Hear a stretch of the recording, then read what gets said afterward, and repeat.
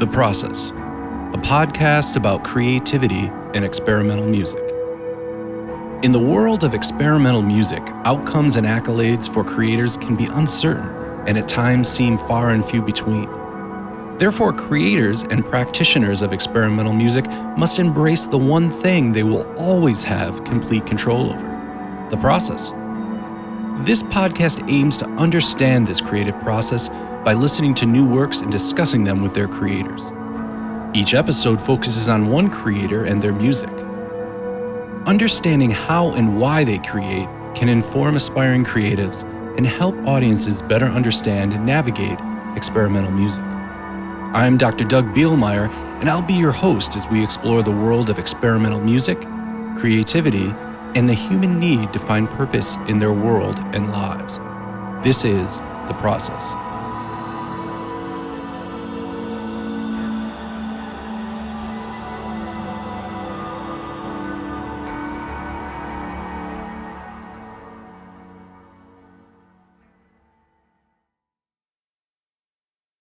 Today we're talking with Sam King, aka Untight.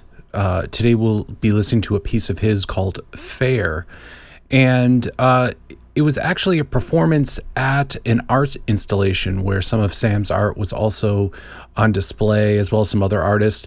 He performed with other artists as well, including Sarah Bell Reed, and it's considered an improv. He's calling it an improvisation, but there's definitely a real sense of form and shape to the piece as it develops over about 30 minutes. But what's kind of interesting is he's playing this custom instrument that allows him to go beyond just the standard tuning that you might normally have on a fixed guitar. Instead, it enables him and opens the whole world of sort of microtonal, and as he talks about a tuning that's more related to sort of the natural acoustic harmonic overtone series. So it creates this really interesting sort of what I'm calling consonance and dissonance, or kind of stress and release in the music by playing with these sort of in-between notes or blue notes, and then sort of, going back to this sort of standard 12-note scale. So let's take a short listen to an excerpt from this piece, and then we'll drop right in talking with Sam.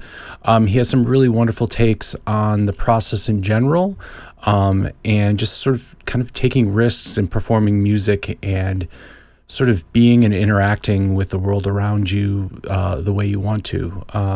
So I was really drawn to that, and just a lot of other things he had to say. So let's take a listen to an excerpt from Fair by Sam King under the moniker Untight.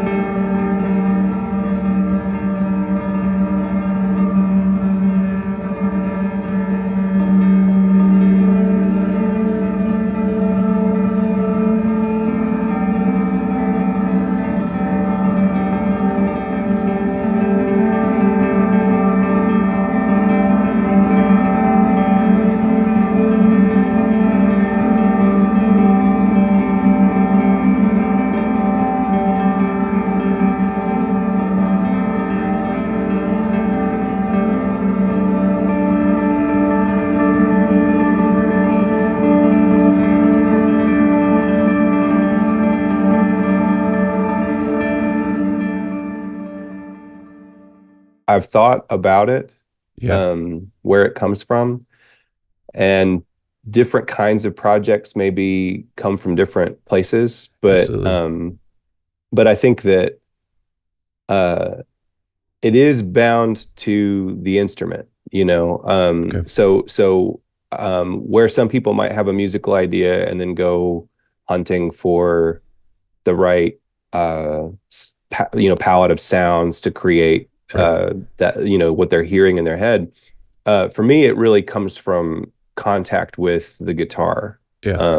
And Yeah. and so the it's like on the front end, I've kind of allowed myself that, or accepted that limitation, but Sure. there's a kind of uh, physical dimension to music making, and for me that's encapsulated mostly in the guitar, not completely, Yeah. but a lot of my understanding of making music has to do with the instrument itself. And I think that that's probably why over time the way for me to go forward and to keep making music that I feel interested in is to kind of interrogate what we think of as the limits of that instrument, Sure. you know, and then the kind of trappings that have shown up around it, like amplifiers or pedals or, these Right. kinds of things. Yeah. Right. And then sometimes some of those things, like the technical side or just the physical nature of the instrument, can kind of waylay the sort of creative process with, like, okay, wait, I've got to plug this into this. And wait, why isn't this looping properly? And like, and then you're Hmm. like looking at a manual and you were like, wait, hold on. I was supposed to be doing Yeah. something creative here. Yeah. Um, Yeah, you can definitely get bogged down. I try to keep it as simple as I can, but yeah. Yeah. it does get complicated sometimes. Yeah, I've talked with some people who, like, they have a set, like, studio, like they almost have a performance space in their home somewhere so that they can just walk up to the instrument and all the technology and just kind of just start making music. Do you have something similar to that where you just have like a little space for your stuff? Yeah, I mean, I have I share a practice space with some other musicians, and so if I Hmm. need to be loud, I go out there. Right. And if I'm just wanting to touch the guitar, I've got I keep it I keep the guitar I use for Untight at my house, so Hmm. it's kind of just always around, and I Hmm. can plug it into like a practice amp, Right. and a lot of what I do at home is just search for um, new relationships on the fretboard right Yeah. now, because Yeah. it's like we were talking about before. It's still an unfamiliar instrument in some ways because of the modifications, and so Right. some of the time that I'm spending with the instrument is literally just familiarization again. Right. And kind of like searching. It's like a way to go looking around for stuff, like looking for Yeah. ideas, and sometimes like the ideas that I might come up with are not actually that revolutionary. They just sound good, or they're not. Right. It's not some new. I'm not uncovering some new territory really. It's just that playing it this way on this thing for Yeah. whatever reason now it sounds new again. Yeah. Um, and then I'll take like I'll after if I've got a set coming up, like a performance coming up, then Right. I'll be spending a lot of time doing that and kind of getting familiar with certain relationships that I'm kind of feeling at that time, Yeah. and I kind of walk into the show with those relationships Hmm. kind of primed. And that doesn't Hmm. mean I won't veer off eventually and go Right. into other territory, but there is a kind of like a priming the pump or something for a show. Yeah, I think Yeah. the sort of comparison to that is anytime I add a new piece of gear to my rig. So, if I'm playing lap steel and, Ableton and the push, if I add another pedal or another foot switch or some other type of processing, there's always this like discovery period where I have to be like, wait, if I do this live, then X, Y, or Z happens. And if that Hmm. happens, Yeah. speakers explode, or, sometimes it's like that. Or sometimes I'm like, that's just not an interesting relationship, or that's not an interesting output to me when I, mix X, Y, and Z together. Yeah. So I really like that when you talked about the sort of tenuous relationship with the instrument. Hmm. I think that's both like terrifying when you have to perform, and also um, it is very exciting because you're always kind of trying to figure out new relationships. Yeah, I do think there's something to it. It uh, you see lots of kind of like uh, life coach kind of advice out there that like Yeah. if you don't feel some fear about what you're doing, then you're Right. probably not doing enough or doing it right or whatever. Sure. And and I do think there's something to that. Yeah. And and it seems like that what I get out of a performance this way, it usually surprises me. You're right. And Yeah. it also kind of takes me into what we might call kind of like a flow state where Right. I don't actually really remember a lot of what I do after I play, Right. Yeah. which is kind of strange. You know, I'm a Yeah. pretty uh, I can be a pretty details oriented person, Right. you know, Yeah. I was like Yeah. I tell people I'm a recovering honors student, and You never really recover. right, I guess not. But this, you know, getting into a state like that or a place Mhm. like that where it's really you're utterly committed to just Yeah. the moment that you're in and making relationships that carry you from one, you know, Hmm. minute to the next. Hmm. Um, you don't I don't leave room to remember what I did, I Yeah. guess. Yeah.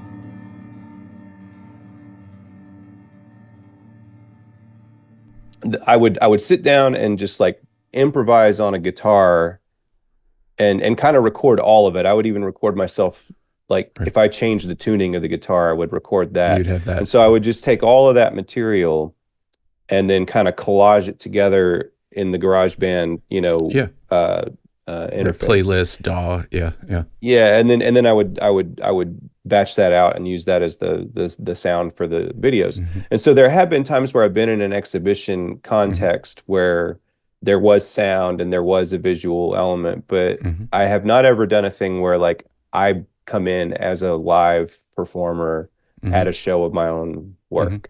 And I think I don't exactly know why I was resistant to that. Yeah. Maybe just anxiety, to be honest. Sure. Maybe just like Sure. this is just too much of me all at once, you know? Right, like Um, it's you have to your art is up there and then you're also your visual art's up there and then you're also going to be making music and then you have to get in the performance mindset and then yeah. everything's going to go wrong. Yeah, I'm getting Yeah, anxiety just saying.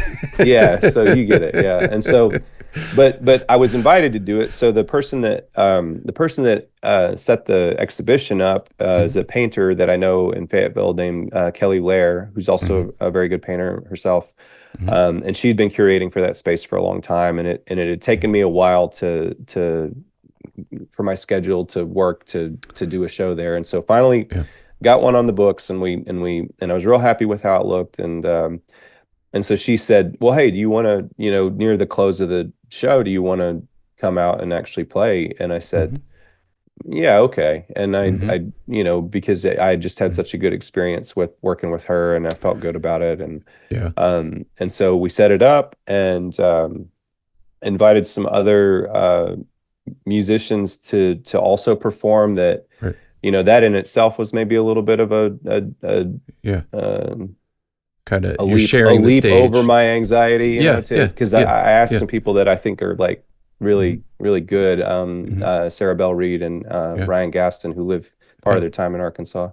Great. Um, and uh, and they were so good. My God, what a show. Yeah. So it was a really special night. The performance was you know, in many to me concrete ways was like trying to step into something that's more like the kind of life I want to have, Yeah. like where I'm living more purposely Yeah. and trying to focus on things that are important, that feel important, and that Yeah.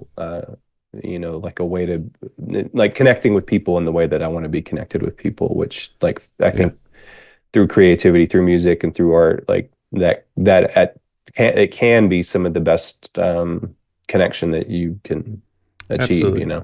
Absolutely. Well, let's shift gears a little bit here. Let's get technical and let's talk a little bit about there's like technically for this performance that we heard, there's a couple things that is going on. First of all, your sort of unique guitar, but then also some of the pedals that you're using in combination with that guitar. So let's Yeah. first start. Let's talk about this sort of equal tempered guitar, but also sort of the harmonic Yeah. series intervals that you have in there. Tell us a little bit about that. Sure. Yeah. So part of the reason for the scale length is to accommodate those extra intervals. So it's 29.5 inches. That extra space Hmm. allows me to move around inside of those intervals with more comfort. Yeah. And so a lot of people know about extra frets on guitars right now because of like King Gizzard doing the Yeah. like Saz scale thing where there's Right. quarter Yeah. tones every so often. Right. And this is different than that. This is Hmm. a quarter tone is just like you just split the difference between two frets and put another fret there. Sure. Sure. And what I have instead is like the basically the harmonic series, which Hmm. uh it does not ascend uniformly Right. mathematically. Most harmony on a fixed pitch instrument like a piano or a Yeah. guitar is actually an approximation. Right. And it wasn't always that way with pianos. Hmm. Pianos hundreds of years ago were well tuned, and Hmm. that meant that the pitches were sort of coaxed in directions that would make certain keys sound very harmonious and Hmm. other keys sound kind of clangy and Right. bad. And Right. that's why you see a lot of repertoire in certain keys and not so Sure. much repertoire in other keys. Sure. It's also that's the original intent of the Bach well-tempered clavier. Yep. It was not a celebration of of equal temperament. It Right. was like I'm so good at this That I can that make I it can sound even good in write in F the sharp bad major. keys. Yeah. Yeah, I can even write in these bad keys. Like, can Bad you do keys. that? Like, it was Yeah. totally a showboat kind of a Yeah. move. Yeah. Um, yeah, One of the things I noticed that I really liked about the way you handled both the equal temperament and then sort of more of this, natural harmonic series is you were kind of almost using it as a way to create sort of this dialogue. Like one of the things I noticed, there was this real sparseness to the music sometimes. And then you sort of got these clouds of sound going. And one of the things I noticed is that at around 7 minutes, we moved away from this like what I'm calling dissonant, which really just means it was probably a natural harmonic series. And you move into it really locks into this sort of equal temperament. And I was like, why do I find this part so beautiful? Like, why is this so comforting? And I was like, it's just like you mentioned, all those hierarchies were back where I could hear leading tones. I could hear, I could hear the relationship of a key, which is this manufactured hierarchy. And so that's something like I think it's around 7 or 9, no, it's around 7 minutes. You kind of move away from this other sort of just general cloud to something that now seems to really have this harmonic relationship. Was that something intentional, or is that as you're uh, discovering and you're improvising? I mean, I think it's governed by feel, but Hmm. and it could just be a product of my attention span. Sure. And so like it's, I'll get a big well of things going, Right. and then it's like, okay, well, what else can happen now? Right. And sometimes that means like, well, here's another layer of that kind of cloud thing. Hmm. Here's some more notes. I'm going to take some out and put some more in. Hmm. And then sometimes something else will show up. And I think in the part that you're talking about, Yeah. I could be mistaken, but at a certain point in that particular performance, I started capturing sounded notes, but minus the attack. Right. So and it starts to feel like that there's like somehow a keyboard snuck into the Right. Yeah. I performance. was like, is there another instrument now? We're not hearing these real, Yeah, the and what plucks it what anymore. it Yeah. what it is, I really like this actually as a tactic because it's kind of sneaky, but Hmm.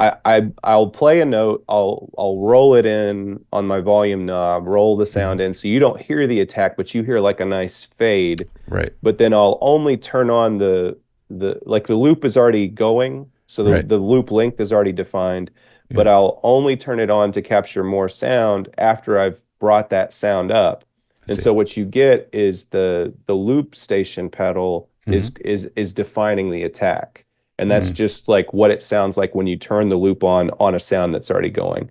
I And you see. do that a few times and you start getting that weird kind of Hmm. keyboard sound. Right. Um, Right. yeah, and so but I think to speak to what you were talking about, like Hmm. yeah, it's just a question of space, Yeah. that a big crush of notes, like Hmm. it's like walking through a really dense forest or something, Right. and you kind of have to hack your own path through it. Yeah. You go hunting for melody in it, you go Yeah. hunting for relationships, but really Yeah. what you're doing is asserting yourself into that space. Right. And then the once that cloud kind of dissipates, then Yeah. it's kind of like getting out of the thick of the forest and back into some Right. open space, and it feels like there's a pathway already there for you, and Right. that's these kind of harmonic relationships that Hmm. are talking to each other in a way that's more familiar.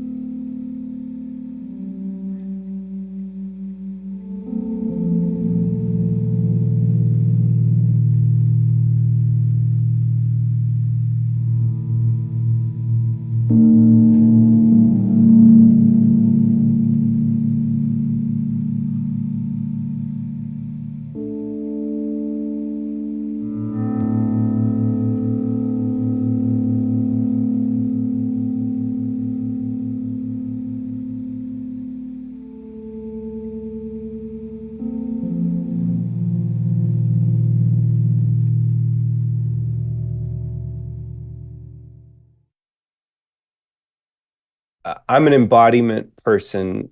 Hmm. As a visual artist, I think that I communicate better when whatever ideas I have about the work are embodied in the work, as opposed to Hmm. just me saying A equals B. Right. Um, and similarly in music, um, I still have these questions of what am I representing versus what am I embodying, Hmm. and some of that has to do, like, there's what you do with the material, and Mm-hmm. then there's how much of you is being implicated in what's happening. And Right. so, you know, if if I wanted, if I want the music to be vulnerable, if I want there to be vulnerability in the music, and I'm not vulnerable, if I'm Mm-hmm. not putting myself in a Right. position where there's risk or there's Right. unfamiliar, there's a lack of familiarity, then then it's not, there's not going to be vulnerability to be perceived. Like Mm-hmm. you're not going to feel your own vulnerability Right. perhaps in the listening of it. You might not, Right. but I think that you know, there might be a better chance of it being available to people, that experience being available to people if I'm, you know, Mm-hmm. if I'm eating my own cooking, so to speak. Right. Um, Right.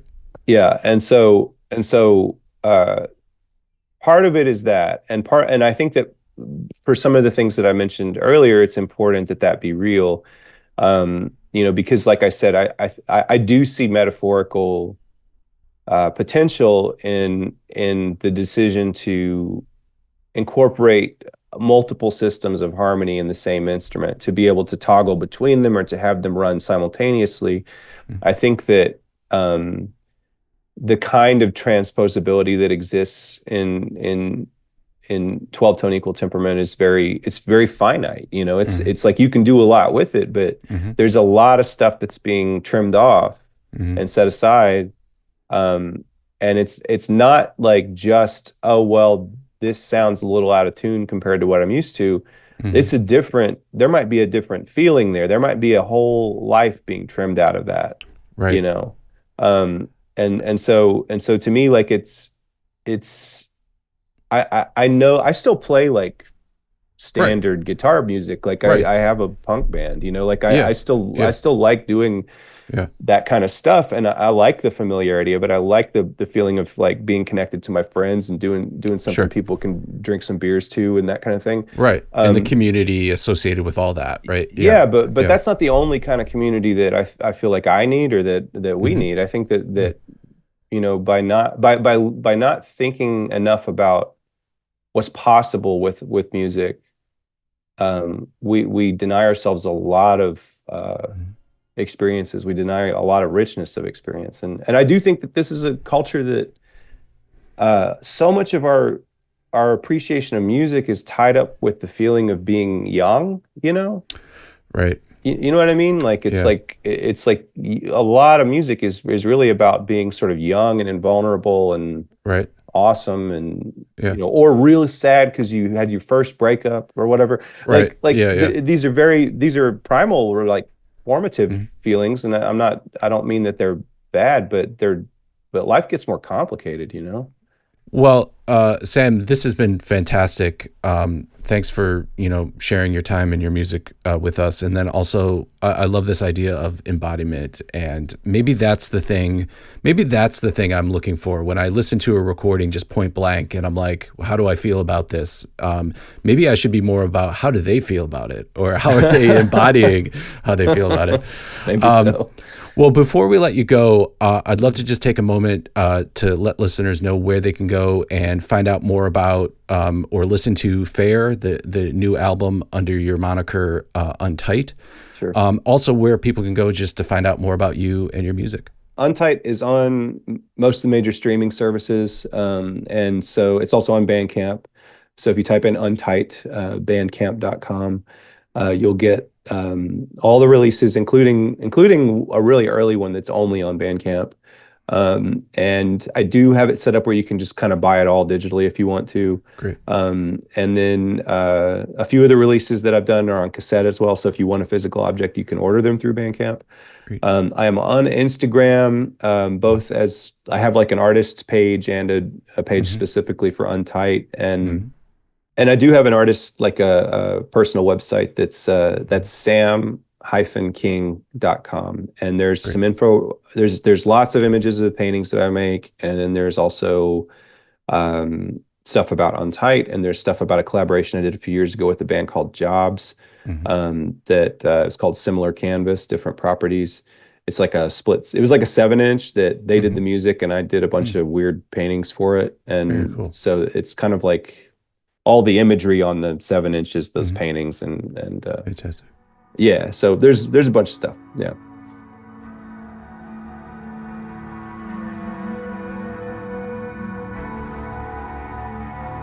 Thanks to Sam King for sharing his time in music with me.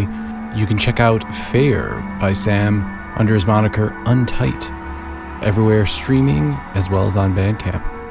If you enjoyed this episode, please check out other episodes in the series. And as always, like, subscribe, or leave a comment on your preferred podcasting app. I'm Dr. Doug Bielmeyer, and this has been The Process.